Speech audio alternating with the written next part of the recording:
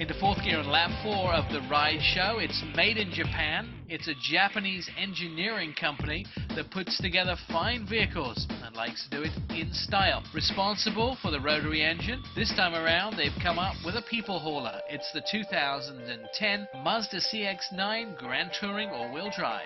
Our ride today is the 2010 Mazda CX-9. The Mazda CX-7 and CX-9 went under the surgeon's knife and got a little bit of a facelift, and that facelift is absolutely great, giving the vehicle much more presence on the road. No longer do you have to compromise in size, you actually get the size you want for the money you want and the power you want all in one package. It's the Zoom SUV of a generation, and with that third row, we'll find out how spacious the interior is. So Nancy, now we've got the hood open of the 2010 Mazda CX-9. What am I looking at? So Nick, what we have here is we have a 3.7-liter V6 DOHC engine producing 273 horsepower and 250 pound-foot of torque. Now I know for a V6 this has great power. Whether I'm the only person in the vehicle or have it fully laden when I get out on the freeway, and the acceleration is the same. I can get great acceleration if it's just me and great acceleration if I have a whole car full of people. And what about the transmission? So Nick, what we have is the transmission is really unique. It's a Aisin-inspired 6-speed automatic transmission, sport tune, with a manual mode as standard equipment. So what that means is you get enthusiastic acceleration, but yet quiet cruising. And I love the cruising in this vehicle. I can actually hold a conversation with my passengers while I'm cruising at full speed down the freeway. All right, Nancy, tell me about the exterior of the 2010 Mazda CX-9. Nick, I love the styling of this car. It is smooth, but yet has that Mazda sporty feel.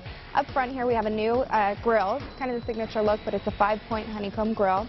We have some new fog lights, and this is the Grand Touring Edition, so this vehicle comes standard with 20-inch wheels. Now once we get back to the mirrors, there's a cool piece of technology embedded right in the mirrors, isn't there? There is. It's a system called blind spot monitoring. I love this. So that means that once the driver accelerates past 20 miles per hour, it monitors both sides of the vehicle and the rear. So if someone gets into your turn lane or in a lane next to you, it'll send you an alert. If you put your turn signal on to get into that lane, it'll send you another alert, and it will make a noise in the car to alert you that the vehicle's there. Now the overall styling of this vehicle, it's fairly smooth. There's no angles, there's no corners. It's very bubble-like, isn't it? It is, and you know, one thing that's new for this year when they did the redesign is the mirrors. These are larger but more aerodynamic mirrors. And of course the turn signal embedded right in there. You get to the back of the vehicle, it's also very smooth. A nice vehicle. It looks good on the road, and in its class is one of the best shaped vehicles, I think, but a lot of the technology we're going to look at is on the interior. All right, Nancy, I'm in the driver's seat, and it's already a great vehicle on the inside. I know that a lot of people call this one of the best interiors for 2009, 2010. But getting in here is kind of exciting, isn't it? New door handle? New door handle. So for 2010, they redesigned the keyless entry system and the keyless start system. So you can actually get in the vehicle by pressing the rubber button on the inside. Now, once I'm in here, steering wheel seems to have a lot of technology embedded in it. You're loaded with driver's controls on the steering wheel. You have Bluetooth audio, voice commands as well. Everything in this car is really geared towards the driver. Everything that you see, the driver is going to use, and it's easy to see. And there's not a lot of technology that's wasted in here. In fact, every piece of technology that can be used has been used, but it's not really gimmickly at all. You actually get your Bluetooth, your voice command, your audio systems right here on the steering wheel. Now get to the HVAC controls, they're large and in charge, aren't they? Yes, Nick, they're easy to use, just like the navigation system. You have a 4.3-inch LCD screen in this car. It's a very intuitive system. Some other things I really like in this car is the double lid center console for ease. And also, you have so much room in this car. You have 3-row seating, 60-40 split in the second row and 50-50 in the third. Yeah, and I'll tell you, if you actually have a bunch of people to haul around, this is great. You can also put those back seats down and get some cargo area to haul stuff.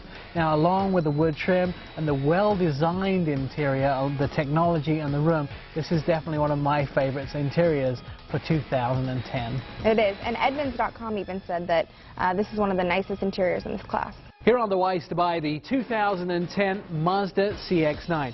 You get the sports car feel, you get the roominess of an SUV, and the capabilities of an off-road vehicle.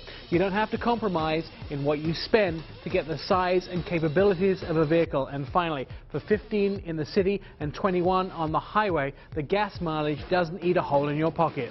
The 2010 Mazda CX-9 Grand Touring all-wheel drive has a 3.7-litre V6 engine. It's a 6-speed sports automatic transmission with manual shift, and the base price is $34,045. If you jump into our Studio One, you'll find it costs $41,535. In the city, it's 16 miles a gallon. Out on the highway, you'll get 22. Thanks for watching this week's Ride Show. Want to see more and find out more about The Ride Show? The website is therideshowtv.com. You can find us on Facebook or MySpace, but you really can find us here every week. Stand by. More to come on The Ride Show next week. Until then, bon voyage, baby.